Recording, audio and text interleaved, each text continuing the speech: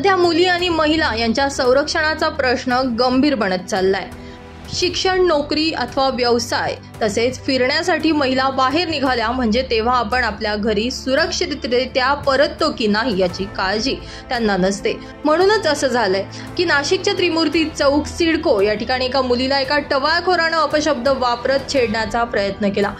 या रोड रोमियोला समज देऊनही न समजणाऱ्या रोड रोमियोला अखेर त्यांनी त्या रोड रोमियोला चांगलाच चोप दिलाय आणि हा संपूर्ण प्रकार CCTV कॅमेऱ्यात कैद झालाय। आणि याच माध्यमातून सिडकोसह नाशिक जिल्ह्यात या मुलींच्या धाडसाचं कौतुक केलं जातंय।